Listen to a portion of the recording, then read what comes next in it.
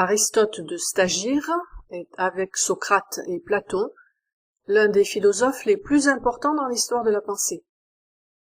Mais Aristote, à la différence des deux premiers, avait une curiosité encyclopédique, et s'est intéressé non seulement à l'homme et à la métaphysique, mais aussi à la nature sous toutes ses formes. On peut donc considérer qu'il est l'ancêtre de tous les scientifiques.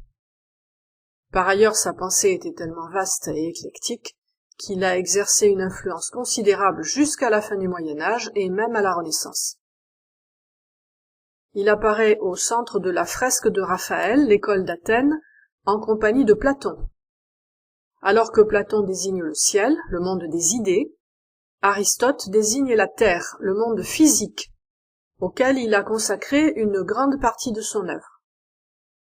Son geste indique aussi l'importance qu'il accorde à l'observation du monde dans lequel nous vivons et à l'expérience qui nous permet de progresser dans le domaine de la connaissance.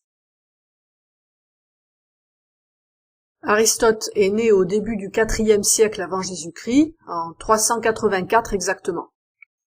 Si vous comparez ces dates à celles de Socrate et Platon, vous verrez qu'il appartient à une troisième génération qui n'a pas pu connaître Socrate. C'est pleinement un homme du IVe siècle, de l'époque d'Alexandre le Grand. C'est un personnage qui a beaucoup voyagé, à la différence de Socrate. Né à Stagire, dans une bonne famille puisque son père était le médecin du roi de Macédoine, il est parti pour Athènes à 17 ans et a été l'un des disciples de Platon pendant près de 20 ans, dans l'école de l'Académie. À la mort de Platon, il a 36 ans. Déçu de ne pas avoir été choisi pour lui succéder à la tête de l'école, il part pour une série de voyages qui vont lui permettre de découvrir le monde et sa diversité. En 343, à 41 ans, il revient en Macédoine, appelé par le roi Philippe, qui lui demande d'être le précepteur de son fils Alexandre, le futur Alexandre le Grand. C'est pour Aristote un honneur considérable, qui permet de prendre la mesure de ses qualités et de sa réputation. Cette charge dure jusqu'en 335, date à laquelle Aristote retourne à Athènes et fonde sa propre école, le lycée. Il y exercera jusqu'à son départ d'Athènes en 333, après la mort d'Alexandre. Il meurt à Chalkis, en Eubée, l'année suivante, en 332, il a alors 62 ans. Il faut donc bien tenir compte du fait qu'Aristote est à la fois un grand intellectuel et un grand professeur. Tous ses écrits portent la trace de son génie didactique. On classe traditionnellement ses écrits en deux grandes catégories. Ce qu'on appelle les écrits exotériques, c'est-à-dire destinés à un public étranger au lycée. Il ne nous en reste malheureusement que des fragments. Et ce qu'on appelle les écrits ésotériques, c'est-à-dire les écrits destinés à ses disciples au sein du lycée. Il s'agit de notes de cours qui, en principe, n'étaient pas destinées à être publiées. Ces écrits ésotériques présentent une extrême diversité de sujets que l'on classe en 5 catégories. L'organon, qui s'intéresse à la logique, à la construction des raisonnements. La poétique, qui s'intéresse à la rhétorique et à la littérature. Vous avez pu en entendre parler, par exemple, dans le film Le nom de la rose. La métaphysique, qui développe une ontologie, c'est-à-dire une science de l'être, et une théologie, une science de la divinité.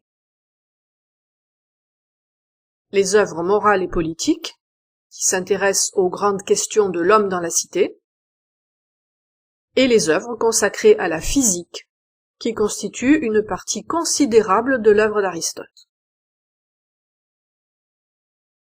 Dans ce dernier corpus très vaste, on peut encore opérer une nouvelle classification en fonction de nos catégories modernes. D'une part, des œuvres de physique, de météorologie et d'astronomie, et d'autre part, des œuvres d'histoire naturelle, ce qu'on appelle aujourd'hui la biologie. Certaines de ces œuvres sont consacrées aux mécanismes de la vie, la respiration, la sensation, la mémoire, le sommeil, les rêves, etc. Et d'autres sont consacrées aux êtres vivants, dont l'homme fait partie. Il y en a plusieurs: histoire des animaux, partie des animaux, du mouvement des animaux, marche des animaux, génération des animaux. L'œuvre qui nous intéresse aujourd'hui s'intitule Histoire des animaux, en grec Peritazoa Historiae. Vous constatez que le titre utilise le même terme qu'Hérodote, et qu'il ne s'agit évidemment pas de raconter leur histoire, mais de faire le point sur l'état des connaissances à leur propos au milieu du IVe siècle, puisque ce traité a vraisemblablement été composé entre 347 et 342 avant Jésus-Christ, mais de manière rationnelle, scientifique. L'extrait qui nous occupe se trouve au tout début de l'œuvre, dans la première section de la première partie qui sert d'introduction. Aristote indique pour l'instant brièvement quelles sont les principales différences entre les êtres vivants. Il cherche à établir des catégories. Il y a des différences anatomiques, physiologiques, des différences de milieu et de mode de vie, et aussi des différences de caractère, ethos en grec.